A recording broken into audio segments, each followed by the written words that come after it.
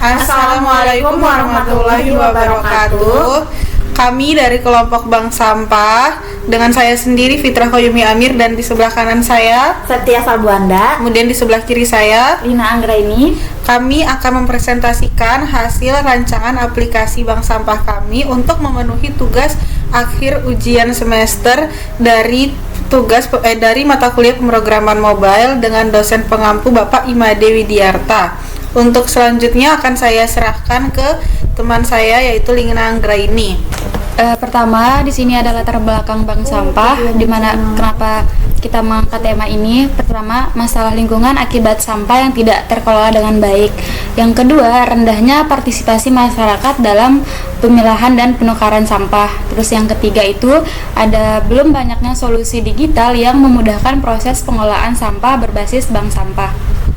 Baik, dari latar belakang yang sudah dijelaskan oleh rekan saya tadi, adapun tujuan dari aplikasi Bank Sampah ini, yang pertama dia mempermudah masyarakat dalam mencatat transaksi penukaran sampah, menyediakan platform digital yang efisien dan akurat, dan mendukung gerakan peduli lingkungan melalui teknologi.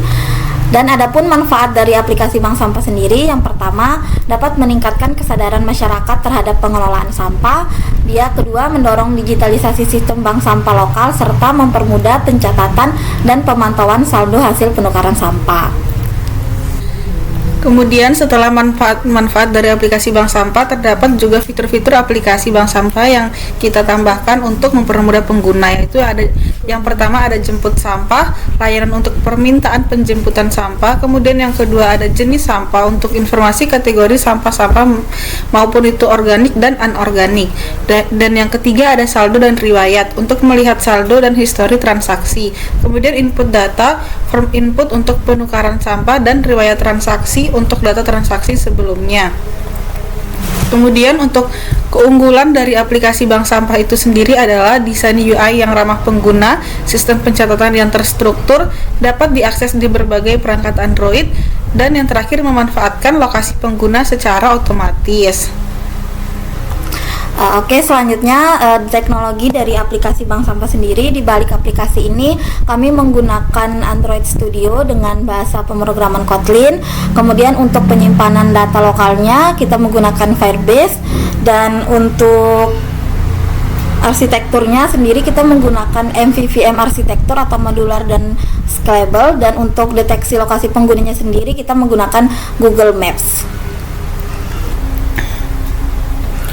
Kemudian selanjutnya kita akan langsung mempresentasikan ke bagian back-end dari aplikasi tersebut, yaitu mulai dari build Gradle apps untuk Bank Sampah. Untuk codingannya sendiri yaitu mulai dari build Gradle. Di sini kita menggunakan minimum SDK-nya 21 dengan compile SDK-nya itu 30. Di sini pluginsnya menggunakan command read application. Jadi ini tuh sebenarnya buat untuk alat bantu khusus jika kita membuat aplikasi Android, dan ini ID Kotlin ini adalah library yang digunakan. Kemudian mulai dari di sini di implementation ini terdapat library yang digunakan juga, seperti di sini menggunakan compile SDK 30. Jadi untuk memberi yang dibutuhkan oleh Android Studio untuk membangun aplikasi Bank Sampah kita dari awal sampai jadi.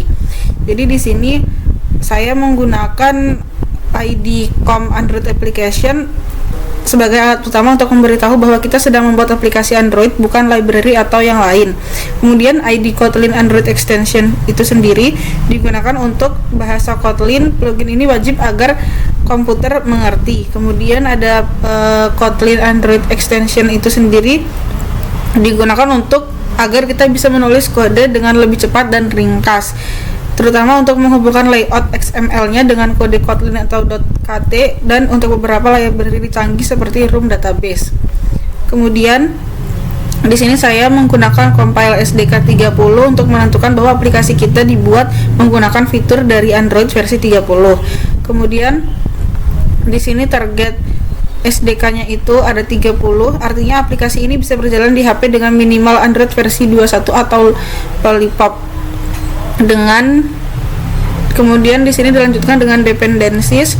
yaitu terdapat beberapa implementation yang ada di sini yang gunanya untuk tampilan kode siap pakai dari perpustakaan sebagai daftar pustaka dan komponen untuk siap pakai.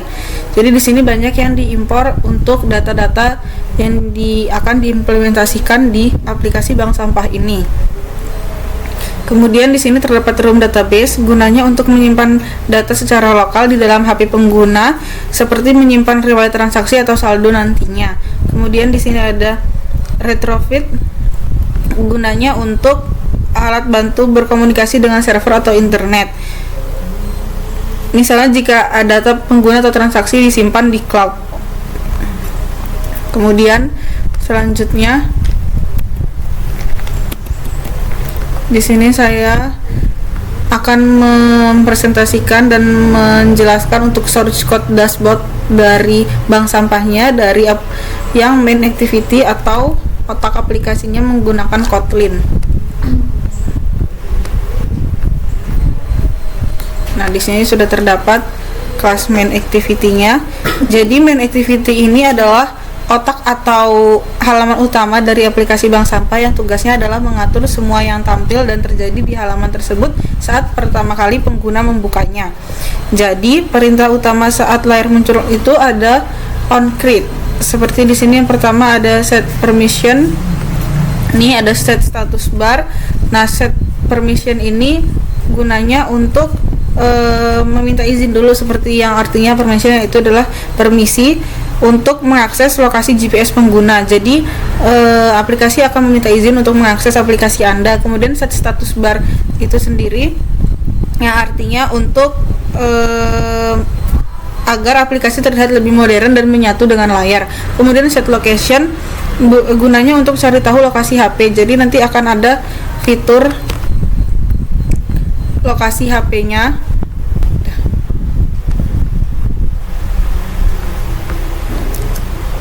Jadi di sini ada set status bar, yaitu gunanya agar tampilan lebih keren. Jadi agar aplikasi terlihat lebih modern dan menyatu dengan layar, seperti contoh di emulator di sebelah kanan saya. Kemudian di set location adalah untuk cari tahu lokasi HP. Jadi kode ini akan menyalakan fitur lokasi untuk mendapatkan titik koordinat GPS dari HP pengguna saat itu juga, seperti di bagian di sini terdapat untuk melacak lokasi Anda. Kemudian set init layout gunanya adalah menghidupkan tombol-tombol. Jadi jika kita klik tombol jemput sampah, jenis sampah, dan saldo riwayat, akan langsung mengarahkan ke halaman yang kita klik. Kemudian set current location untuk menerjemahkan koordinat jadi nama kota. Jadi agar koordinat GPS tidak langsung menerjemahkan angka tersebut menjadi nama lokasi yang kita kenal. Kemudian kesimpulannya, aplikasi untuk mainactivity.kt ini berguna untuk mempersiapkan halaman utama dengan cara meminta izin lokasi, mendapatkan lokasi pengguna, dan memastikan semua tombol navigasi berfungsi untuk pindah ke halaman lain. Kemudian untuk selanjutnya, source code dashboard bank sampah untuk activity main.xml ini adalah tampilan untuk view dari activity main.xml nya. Kemudian untuk codingannya, jadi di sini secara simpel file XML ini adalah DNA atau blueprint yang mengatur semua tampilan visual di halaman utama aplikasi kita. Jadi jika Kotlin itu adalah otaknya, maka file XML ini adalah view-nya atau tampilannya.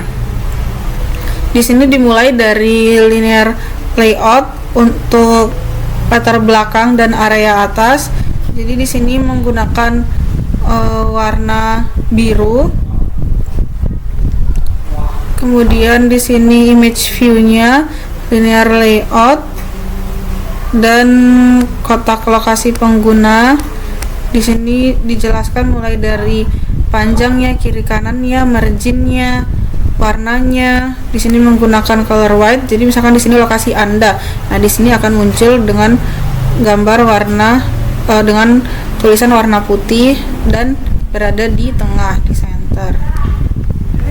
Kemudian di sini menjelaskan semuanya untuk bagian menu kategori. Nah, jadi kesimpulannya file XML ini seperti arsitek yang menata setiap letak elemen visual di dashboard, mulai dari latar belakang, teks sapaan, info lokasi, kartu promosi, hingga tombol-tombol menu sehingga menghasilkan tampilan yang rapi dan sesuai dengan desain yang kita inginkan. Mulai dari judul seperti dimulai dari selamat datang, kemudian Vivi Amir, kemudian di sini dilanjutkan dengan tulisan lokasi Anda dan sampai ke bagian aplikasi bank sampah untuk di bagian dashboardnya. Ini sampai akhir. Kemudian untuk selanjutnya Gunakan Android-nya itu lebarnya itu ada, kita menggunakan Matchparent. Terus layout height-nya itu kita menggunakan Warp Content. Selanjutnya kita di bagian text view ini, dimana text view ini merupakan text tag yang digunakan di tampilan menu sampah atau tampilan menu jenis sampah. Di sini ada teksnya jenis sampah, jenis-jenis sampah. Di sini akan muncul tulisan jenis-jenis sampah. Selanjutnya di sini kita menggunakan text color-nya, di mana kita menggunakan warna, ada hitam dan hijau dan putih. Selanjutnya di text view yang kedua itu ada, kita menggunakan sama seperti yang di text view sebelumnya, yaitu ada warp content dan lebarnya itu menggunakan warp content, dan layout marginnya itu kita menggunakan marginnya 15, dan margin terakhirnya itu atau margin bawahnya itu ada 10. Selanjutnya di text view yang terakhir itu kita menggunakan kita menyesuaikan seperti text view yang ada di atas. Selanjutnya saya akan menjelaskan bagian input data activity, di mana ini adalah jalannya aplikasi atau aktivitas yang dilakukan pada aplikasi. Pertama ada kelas input data activity, di mana let init, kita memulai dengan let init, variabelnya itu ada input data view model. Terus let init itu ada, kita menggunakan string.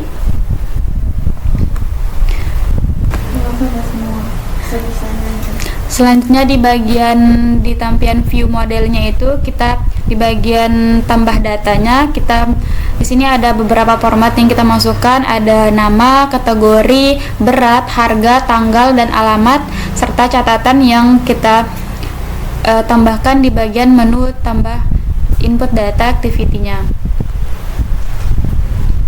Di sini kita menggunakan private fun, yaitu set input data. Di sini kita menggunakan star nama, input data .text. Di sini ada star tanggal, input tanggal .text. Selanjutnya ada star alamat. Di sini kita menggunakan input alamat .text serta catatan input tambahan atau catatan. Di sini juga kita menggunakan data, di mana data ini kita tambahkan di mana hari, tahun maupun bulannya, tanggal pengambilan sampah atau penjemputan sampah. Di sini ada tanggal jemput, di mana kalendernya mulai dari tahun, bulan dan hari. Selanjutnya di sini juga kita menerapkan atau meletakkan ada harga per kilonya dan berat dari harga per kilonya.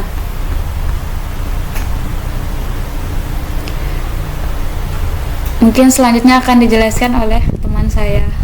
Baik, di sini saya akan menjelaskan mengenai source code dari activity input data.xml. Di sini sebelumnya sudah dijelaskan oleh rekan saya mengenai otak dari input data activity sendiri. Nah, di sini saya akan menjelaskan bagian view-nya.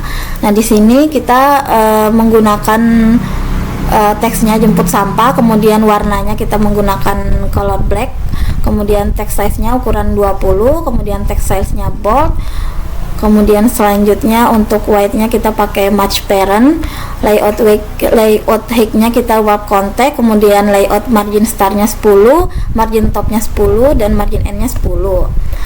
Kemudian di sini di linear layout-nya, layout white-nya kita menggunakan Matchparent juga.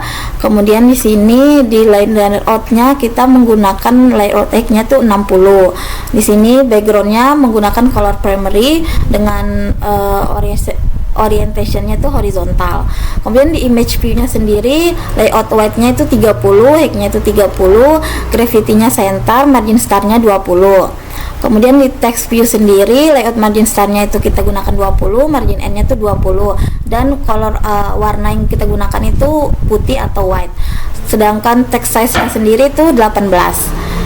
Kemudian di sini di linear layout-nya margin starnya 20, margin top-nya 10, margin n-nya tuh 20. Orange center-nya di sini vertikal. Kemudian di text view sendiri layout weight-nya itu kita pakai wrap context, kemudian text-nya itu nama pengguna. Kemudian color-nya sendiri yaitu black, kemudian text size-nya itu 14. Kemudian di Google Android Material Text File Text Input Edit Data sendiri itu layout white-nya kita pakai match parent, height-nya itu 50, warnanya itu pakai color primary, kemudian height-nya itu masukkan nama lengkap, kemudian input type-nya itu pakai text person name, kemudian max line-nya itu 1, text color-nya itu black, dan ukurannya itu 16. Kemudian di linear layout-nya margin star-nya 20, top-nya 20, n-nya juga 20. Kemudian di linear layout yang di sini layoutnya tuh 0, kemudian layout height-nya itu pakai wrap context, layout margin star-nya 5, layout weight-nya itu 1, dan orientation-nya itu vertikal. Di text view-nya di sini teksnya itu harga per kilogram. Nah, text color-nya dia pakai black, kemudian text size-nya ukuran 14. Kemudian di Android Google Material Text File Text Input Edit-nya itu layout height-nya 50, background-nya pakai color primary, terus touch mode-nya tuh false, height-nya itu 1500 per kilo, max size-nya itu 1, text color-nya pakai black, ukurannya itu 16. Selanjutnya di input tanggal itu dia layout height-nya itu 50, kemudian first in touch mode-nya itu false, hanya itu masukkan tanggal, input type-nya itu date, kemudian max line-nya 1, text color-nya itu black, dan text size-nya itu 16. Apa sih Lina? Enggak apa-apa, nanti dipotong-potong ya, Fi. Masuk aku nih. Aku nggak bisa ulang lah, nanti nih panjang banget. Belum ini. Nah, kemudian Android. Oke, ulang ya biar bagus dipotongnya. Selanjutnya di Android text yang ininya di sini yang teks untuk teks alamatnya, colornya itu black, ukurannya itu 14 size-nya. Kemudian dimasukkan alamat, main height-nya itu 50, scroll bar-nya itu vertikal, warnanya itu black, dan ukurannya itu 16. Kemudian di jemput di Google Android Material Bottom itu di teksnya tuh layout height-nya itu 60, layout marginnya 30, teksnya itu jemput sekarang. Kemudian colornya itu white, untuk size-nya 16, kemudian stylenya itu bold, kemudian karena radiusnya 50, elevation-nya itu 5. Nah, selanjutnya di sini saya akan menjelaskan source code, saldo, dan riwayat. Nah, di sini riwayat activity.kotlin. Mengenai riwayat activity.kotlin-nya di sini kelas riwayat activity, di sini kita membuat kelas bernama riwayat activity. Kemudian di sini bentar, kok beda ya sama yang di sini.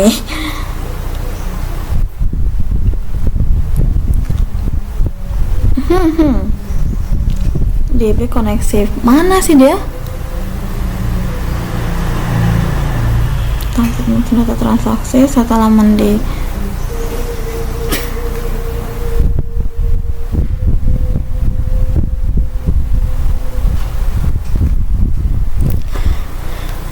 susah ya menjelaskan yang ini, yang riwayat activity ini, yang apa .kotlin-nya ini.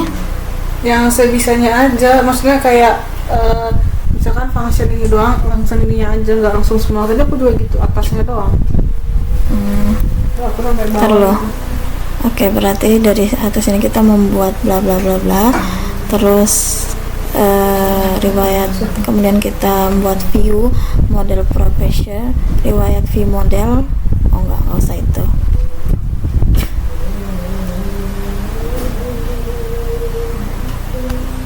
Model database-nya di sini hapus riwayat ini. Jika diklik ya hapus maka akan terhapus. Kemudian akan muncul data yang dipilih sudah dihapus. Kemudian ada pilihan batal juga. Kemudian di sini untuk item menu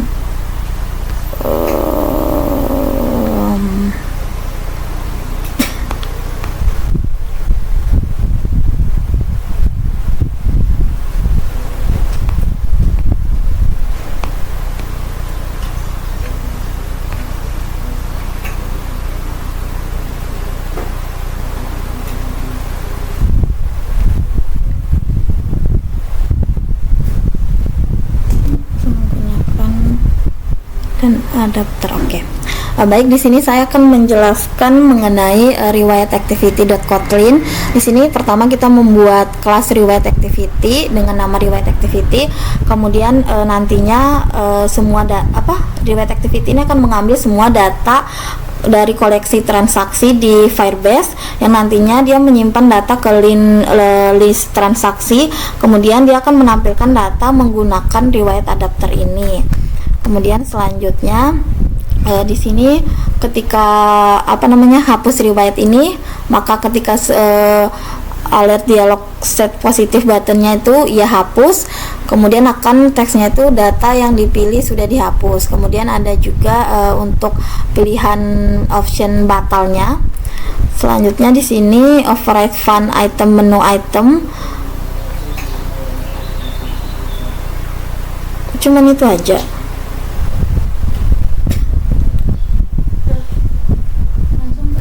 Tinggal ini activity riwayat ke PPT dulu 16. Oke, selanjutnya saya akan menjelaskan shortcode bagian activity riwayat.xml. Nah, di sini untuk tampilan view dari activity riwayat sendiri, di sini kita menggunakan untuk backgroundnya kita menggunakan warna putih. Kemudian di sini untuk ikonnya dia pakai action bar size. Kemudian di sini untuk text view-nya saldo dan riwayat Anda itu menggunakan color black. Untuk ukurannya itu 20 dan text style-nya itu bold. Kemudian untuk linear layout-nya, layout weight-nya itu kita menggunakan match parent, creativity-nya itu center, orientation-nya itu horizontal. Kemudian untuk linear layout yang ini, layout weight-nya itu 0, layout margin star-nya itu 10, layout weight-nya itu 4, orientation-nya itu vertikal. Kemudian untuk teks saldo Anda sendiri kita gunakan warnanya itu hitam, kemudian size-nya itu 20. Kemudian selanjutnya itu untuk teks riwayat masih kosong, kita menggunakan warna colornya itu black, kemudian ukurannya itu 20 dan text style-nya itu bold. Selanjutnya ini adalah tampilan aplikasi dashboard bank sampah. Nah, ini adalah halaman utama atau dashboard aplikasi. Halaman ini sendiri berfungsi sebagai pusat navigasi bagi pengguna. Terdapat sapaan selamat datang yang dipersonalisasi dengan nama pengguna sendiri, yaitu di sini nama penggunanya Vivi Amir. Selain itu ada 3 menu utama yang dapat diakses. Yang pertama itu ada menu jemput sampah.